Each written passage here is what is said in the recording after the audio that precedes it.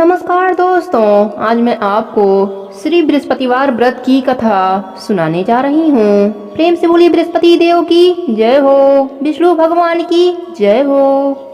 बहुत समय पहले की बात है। भारतवर्ष में एक राजा राज्य करता था। वह अति प्रतापी एवं दानी था। वह प्रतिदिन मंदिर में भागवत दर्शन करने जाता और गुरु ब्राह्मण की सेवा भी किया करता। उसके द्वार से कोई भी याचक निराश नहीं लौटते। वह प्रत्येक गुरुवार का व्रत रखता और पूजन करता। हर दिन गरीबों की मदद करता, परंतु यह सब बातें उसकी रानी को पसंद नहीं थी। वह न व्रत करती, न किसी को एक भी पैसा दान के रूप में देती। वह राजा को भी ऐसा करने से रोकती। उस समय की बात है जब राजा शिकार खेलने वन को चले गए थे। महल में सिर्फ रानी और दासी थीं। उस समय गुरु बृहस्पति साधु का रूप धारण कर राजा के दरवाजे पर भिक्षा मांगने आए। साधु ने रानी से भिक्षा मांगी तो वह कहने लगी, हे साधु महाराज, मैं इस दान पुण्य से तंग आ गई हूँ। इस काम के लिए तो मेरे पतिदेव ही बहुत हैं। अब आप ऐसी कृपा करें कि यह सारा धन नष्ट हो जाए ताकि मैं आराम से रह सकूं। साधु का भेष धरे बृहस्पति देव ने कहा, हे देवी, तुम बड़ी विचित्र हो। संतान और धन से कोई दुखी नहीं होता, सभी इसे चाहते हैं। पापी भी पुत्र और धन की इच्छा करता है। अगर तुम्हारे पास बहुत धन है तो भूखे मनुष्यों को भोजन कराओ, ब्राह्मणों को दान दो, प्याऊ लगवाओ, धर्मशालाएं बनवाओ, कुआं, तालाब, बावड़ी, बाग बगीचे आदि बनवाओ तथा निर्धनों की कुंवारी कन्याओं का विवाह कराओ। साथ ही यज्ञ आदि का कार्य करो। इस प्रकार के कर्मों से आपके कुल का एवं आपका नाम लोक परलोक में प्रसिद्ध होगा एवं तुम्हें स्वर्ग की प्राप्ति होगी। किंतु वह मूर्ख रानी साधु की इन बातों से खुश नहीं हुई। वह बोली, हे साधु महाराज, मुझे ऐसी संपत्ति की आवश्यकता नहीं जो मेरे काम न आवे तथा जिनको मैं अन्य लोगों को दान दूं, जिनको रखने और संभालने में ही सारा समय नष्ट हो जाए। साधु ने रानी को समझाने का बहुत प्रयास किया, परंतु रानी अपनी बात पर अड़िग रही। तब साधु ने कहा, हे देवी, यदि तुम्हारी ऐसी इच्छा है तो जैसे मैं तुम्हें बताता हूँ वैसा ही करना। बृहस्पतिवार के दिन गोबर से घर को लीपना, अपने केसों को पीली मिट्टी से धोना, केसों को धोते समय स्नान करना, राजा से कहना कि वह भी हजामत बनवाएं, भोजन में मांस मदिरा खाना, कपड़े धोबी के यहाँ धुलने को देना। इस तरह 7 बृहस्पतिवार निरंतर करने से तुम्हारा सब धन नष्ट हो जाएगा। ऐसा कहकर साधु रूपी बृहस्पति देव अंतर ध्यान हो गए। रानी ने साधु के कहे अनुसार ही 7 बृहस्पतिवार ऐसा ही करने का विचार किया।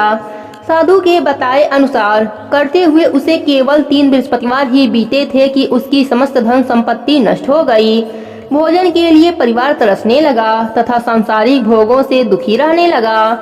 इस प्रकार के अभावग्रस्त जीवन से तंग आकर एक बार राजा रानी से कहने लगा, हे रानी, तुम यहाँ पर रहो, मैं दूसरे देश को जाता हूँ। क्योंकि यहाँ पर मुझे सभी मनुष्य जानते हैं, इसलिए मैं यहाँ कोई कार्य नहीं कर सकता। देश चोरी परदेश भीख के समान है। ऐसा कहकर राजा प्रदेश को चला गया। वहाँ जंगल से लकड़ी काट कर लाता और उन्हें शहर में बेचकर अपना जीवन यापन करने लगा। राजा के जाने के पश्चात इधर उसके बिना रानी और दासियां दुखी रहने लगी। किसी दिन भोजन मिलता तो किसी दिन जल पीकर ही रहना पड़ता। एक समय रानी और दासियों को 7 दिन बिना भोजन के व्यतीत हो गए। तो रानी अपने दासी से बोली, हे दासी, यहाँ पास ही के नगर में मेरी बहन रहती है जो बहुत धनी स्त्री है। तू उसके पास जा, वहाँ से 5 सेर बेझर मांग कर ला, जिससे कुछ समय के लिए गुजर बसर हो जाएगा। दासी उसकी बहन के पास गई। उस दिन बृहस्पतिवार का दिन था।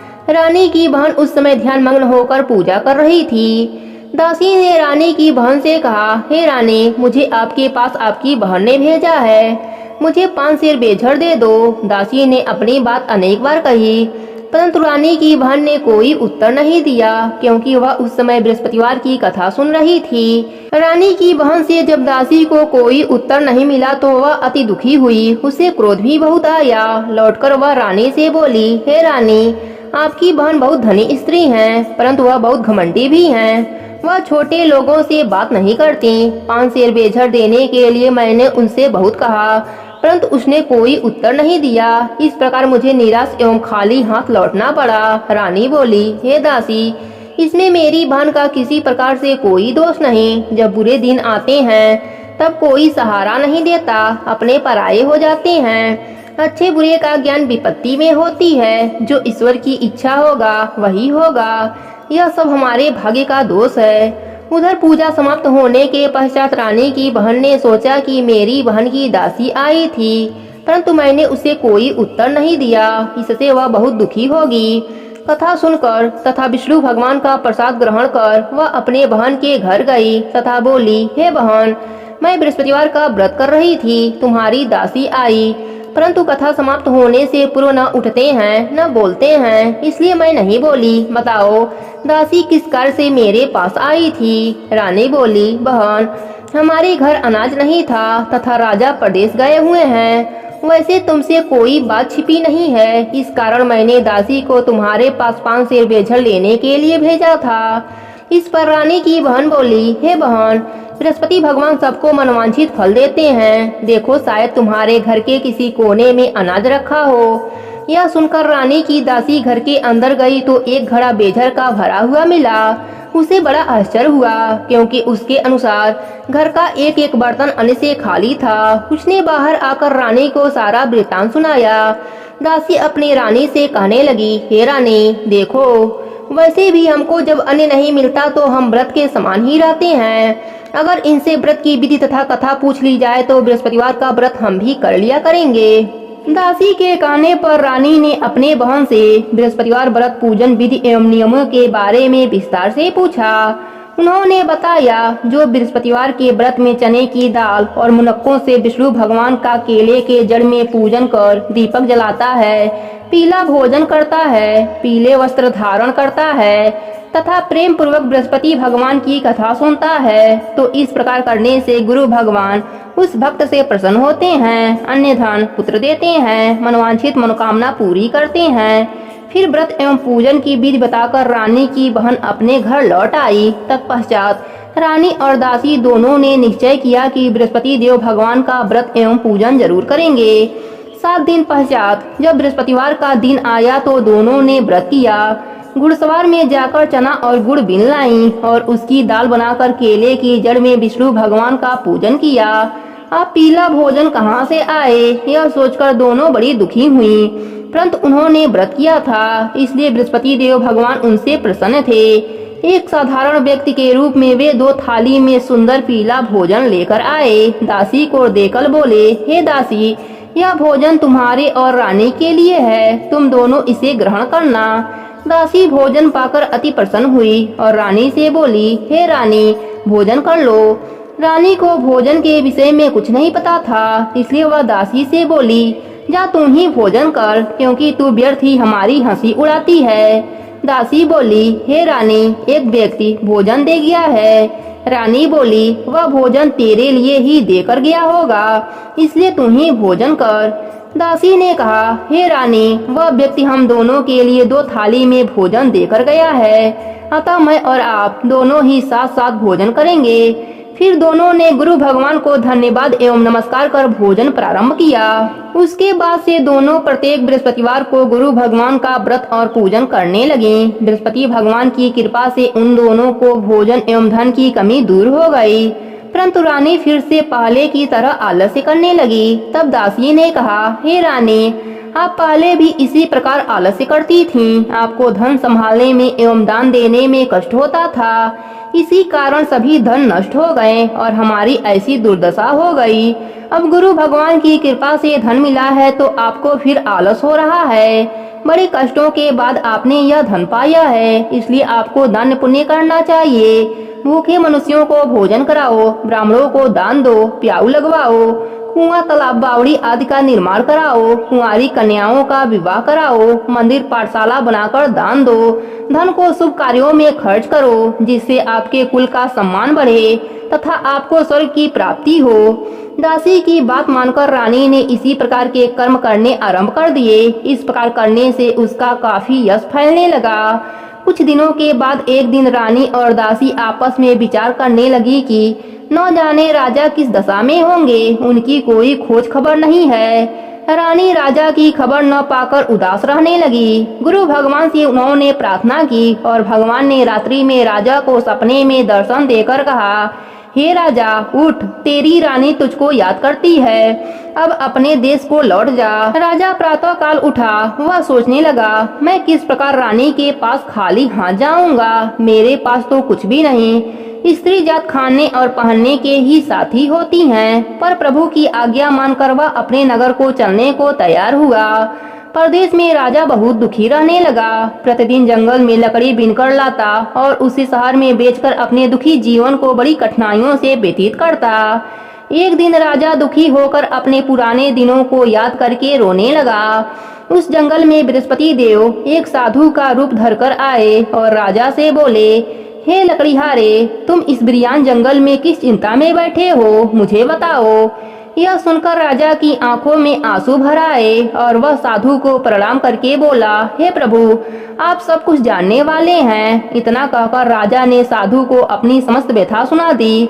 तब साधु रूप में गुरु भगवान राजा से बोले, हे राजन, तुम्हारी पत्नी ने बृहस्पतिवार के दिन बृहस्पति देव का अपमान किया था, जिसके कारण तुम्हारी यह दुर्दशा हुई है। अब तुम किसी प्रकार की चिंता मत करो, भगवान तुम्हें पहले से अधिक धन प्रदान करेंगे। देखो, तुम्हारी पत्नी ने बृहस्पतिवार का व्रत करना आरंभ कर दिया है। अब तुम भी बृहस्पतिवार का व्रत करके चने की दाल व गुड़ जल के लोटे में डालकर केले का पूजन करो, फिर कथा कहो या सुनो, भगवान तुम्हारी सभी इच्छा पूरा करेंगे। साधु के वचन सुनकर राजा बोला, हे प्रभु, मुझे लकड़ी बेचने के पश्चात इतना धन भी नहीं बचता कि भोजन करने के उपरांत कुछ बचा सकूं। मैंने रात्रि में अपने रानी को व्याकुल एवं व्यतीत देखा है। मेरे पास कोई साधन नहीं जिससे उसका समाचार भी जान सकूं। इसके अतिरिक्त मैं बृहस्पति देव की कथा भी नहीं जानता, जिसे कहकर या सुनकर मैं व्रत धारण कर भगवान बृहस्पति का पूजन कर सकूं। साधु ने कहा, हे राजा, तुम किसी बात की चिंता न करो। बृहस्पतिवार के दिन तुम नित्य की भांति लकड़ियां लेकर शहर में जाओ। तुम्हें रोज से दुगुना धन प्राप्त होगा, जिससे तुम भली भांति भोजन कर लोगे तथा गुड़ एवं चने का प्रसाद खरीद कर बृहस्पति देव का पूजन भी कर सकते हो। बृहस्पतिवार व्रत की कथा इस प्रकार है। प्राचीन समय में एक बहुत ही निर्धन ब्राह्मण रहता था। उसके कोई संतान नहीं थे। ब्राह्मण नित्य पूजा पाठ करता। वह स्वभाव से दयालु एवं धार्मिक विचारों वाला व्यक्ति था, परंतु उसकी पत्नी बहुत मालिनता के साथ रहती थी। वह न तो स्नान करती न ठीक से कार्य करती। अपने पत्नी की ऐसी आदत के कारण ब्राह्मण देवता बहुत दुखी रहते। वह अपने पत्नी को बहुत समझाते, किंतु उसका कोई परिणाम न निकलता। भगवान की कृपा से ब्राह्मण की स्त्री को कन्या उत्पन्न हुई। वह कन्या ब्राह्मण के घर में बड़ी होने लगी। वह बालिका प्रातः काल ही स्नान करके भगवान विष्णु का जप करती, बृहस्पतिवार का व्रत भी करने लगी। पूजा पाठ समाप्त कर पाठशाला जाती तो अपने मुट्ठी में जौ भर कर ले जाती और पाठशाला जाने के रास्ते में डालती जाती। भगवान बृहस्पति देव की कृपा से वही जौ सोने के हो जाते। लौटते समय उनको बीनकर घर लाती। एक दिन वह बालिका सूप में उन सोने के जौ को फटक कर साफ कर रही थी। उसकी माँ ने उसे देखा और कहा, हे बेटी, सोने के जौ को फटकने के लिए सूप भी सोने के होने चाहिए। दूसरे दिन बृहस्पतिवार का दिन था। कन्या ने व्रत रखा और भगवान बृहस्पति देव से प्रार्थना करने लगी। बोली, हे प्रभु, यदि मैंने सच्चे मन से श्रद्धा पूर्वक आपका पूजन एवं व्रत किया हो तो कृपया मुझे सोने का सूप दे दीजिए। बृहस्पति देव ने उसकी प्रार्थना स्वीकार कर लिया। नित्य की भांति वह कन्या जौ फैलाती हुई पाठशाला चली गई।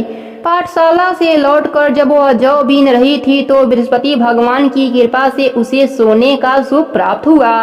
उस सोने के सूप को वह घर लाई और उससे जौ साफ करने लगी, परंतु उसकी माँ का आचरण वैसा ही रहा।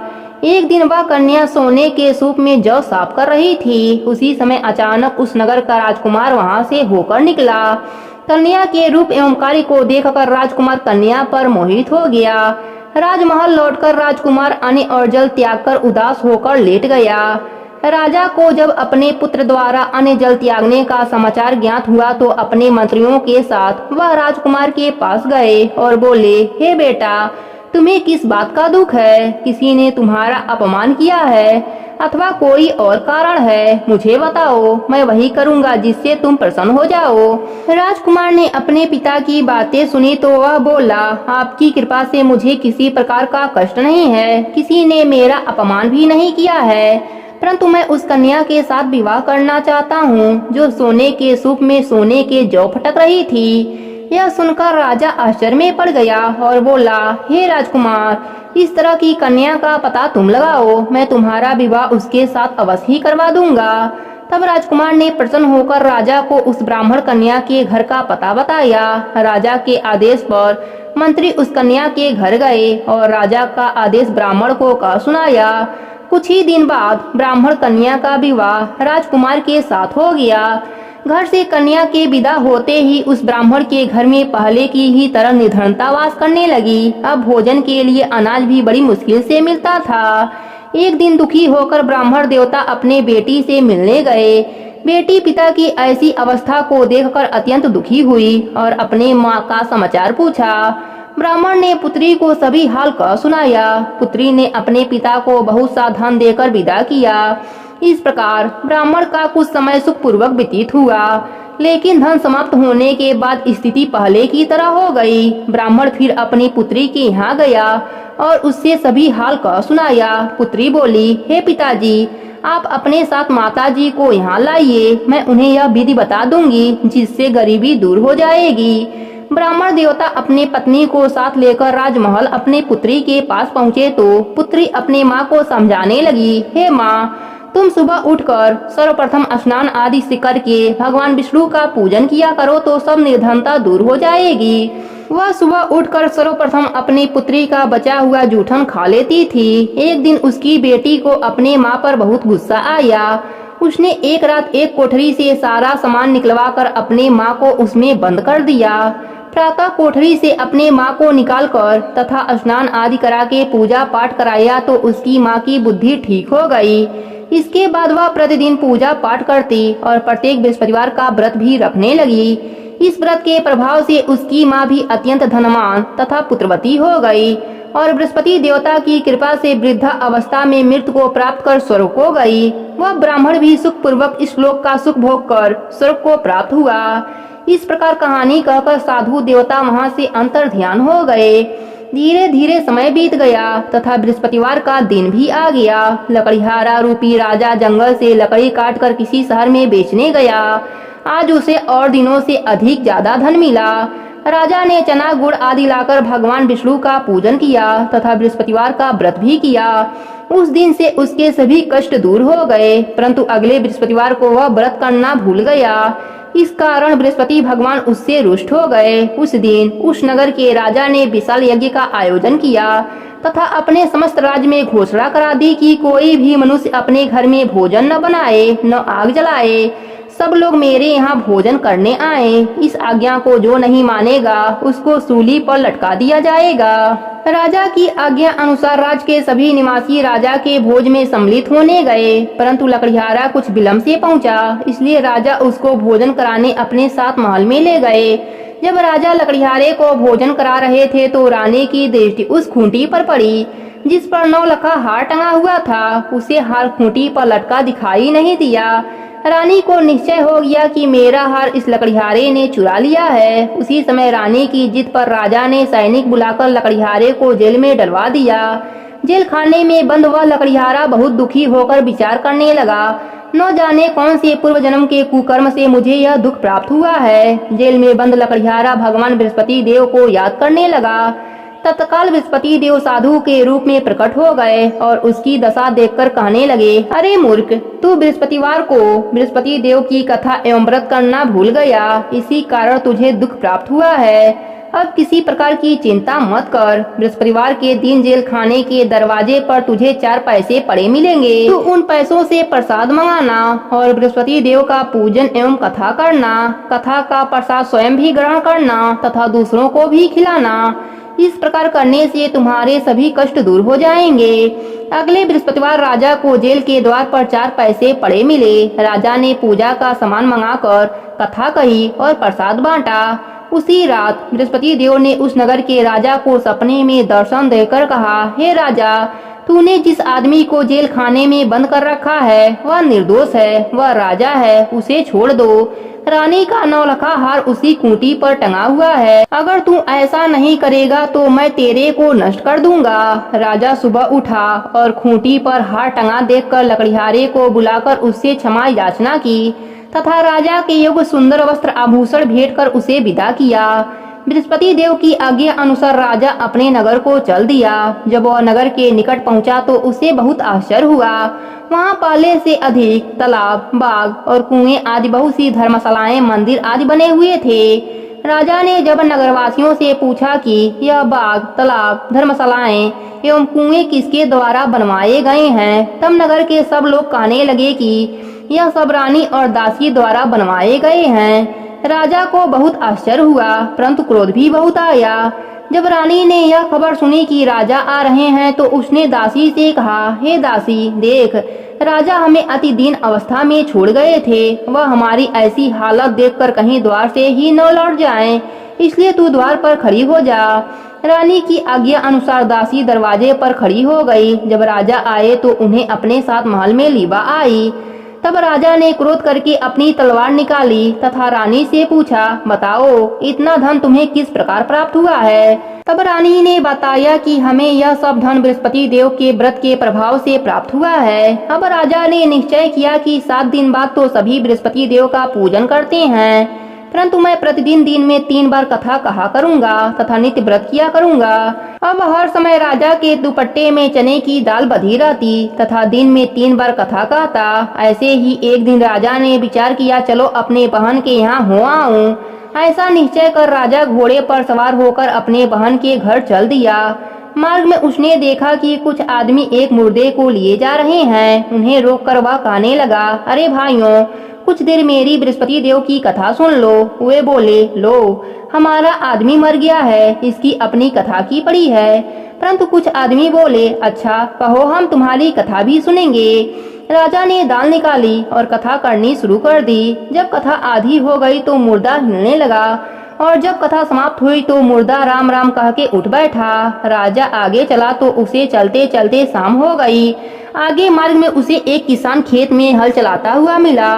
राजा उससे बोला, अरे भैया, तुम मेरी बृहस्पतिवार की कथा सुन लो। किसान बोला, जब तक तेरी कथा सुनूंगा तब तक 4 हरैया जोत लूंगा। जाओ भैया, अपनी कथा किसी और को सुनाना। राजा आगे चलने लगा। राजा के हटते ही किसान के बैल पछाड़ खाकर गिर गए और किसान के पेट में बहुत तेज दर्द होने लगा। उसी समय किसान की माँ रोटी लेकर आई। उसने जब यह सब देखा तो अपने पुत्र से सारा हाल पूछा। बेटे ने सारा हाल बता दिया। किसान की माँ दौड़ी दौड़ी घोड़े पर सवार राजा के पास गई और उससे बोली, मैं तेरी कथा सुनूंगी, तू अपनी कथा मेरे खेत पर ही चलकर कहना। राजा ने लौटकर किसान के खेत पर जाकर कथा कही, जिसे सुनते ही बैल खड़े हो गए तथा किसान के पेट का दर्द भी बंद हो गया। राजा फिर अपने बहन के घर पहुंचा। बहन ने भाई की खूब आवभगत की। दूसरे दिन सुबह राजा जगा तो उसने देखा कि सब लोग भोजन कर रहे हैं। राजा ने अपने बहन से पूछा, कोई ऐसा मनुष्य नहीं है जिसने भोजन न किया हो और जो मेरी बृहस्पतिवार की कथा का श्रवण कर ले? बहन बोली, हे भैया, यह देश ऐसा ही है। यहाँ के लोग पहले भोजन करते हैं, बाद में कोई अन्य काम करते हैं। अगर कोई पड़ोस में हो तो देख आती हूँ। ऐसा कहकर बहन चली गई, परंतु उसे कोई भी ऐसा व्यक्ति नहीं मिला जिसने भोजन न किया हो। वह एक कुम्हार के घर गई जिसका लड़का बीमार था। उसे अभी पता चला कि उसके यहाँ 3 दिन से किसी ने भोजन नहीं किया है। राजा की बहन ने अपने भाई की कथा सुनने के लिए कुम्हार से आग्रह किया तो वह तैयार हो गया। राजा ने जाकर बृहस्पतिवार का कथा कही, जिसको सुनकर कुम्हार का लड़का ठीक हो गया। अब तो राजा की हर ओर प्रशंसा होने लगी। कुछ दिन के बाद एक दिन राजा ने अपने बहन से कहा, हे बहन, मैं अपने नगर को जाऊंगा, तुम भी तैयार हो जाओ। राजा की बहन ने अपने सास से अपने भाई के साथ जाने की आज्ञा मांगी। सास बोली, चली जा, परंतु अपने लड़कों को यहीं छोड़ जाना, क्योंकि तेरे भाई को कोई संतान नहीं है। बहन ने भाई से कहा, हे भैया, मैं तो चलूंगी, परंतु कोई बालक नहीं जाएगा। राजा ने कहा, जब कोई बालक साथ नहीं चलेगा तो तुम क्या करोगी चलकर। दुखी मन से राजा अपने नगर को लौट आया। राजा अपने रानी से बोला, हम निर्वंशी हैं, हमारा मुंह देखना भी धर्म नहीं है। वह उदास होकर बिना भोजन किए सैया पर लेट गया। रानी बोली, हे प्रभु, भगवान बृहस्पति देव ने हमें सब कुछ दिया है, वे हमें संतान भी अवश्य देंगे। उसी रात बृहस्पति देव ने राजा को सपने में दर्शन देकर कहा, हे राजा, उठ, सभी सोच त्याग दे, तेरी रानी गर्भवती है। राजा को यह जानकर अति प्रशंसा हुई। 9वें महीने रानी के गर्भ से एक सुंदर पुत्र रूपी रत्न पैदा हुआ। तब राजा बोला, हे रानी, स्त्री बिना भोजन के रह सकती है, परंतु बिना कहे नहीं रह सकती। जब मेरी बहन आए तो तुम उससे कुछ मत कहना। रानी ने हाँ कर दिया। जब राजा की बहन ने यह शुभ समाचार सुना तो वह अति प्रसन्न हुई तथा बधाई लेकर अपने भाई के घर आई।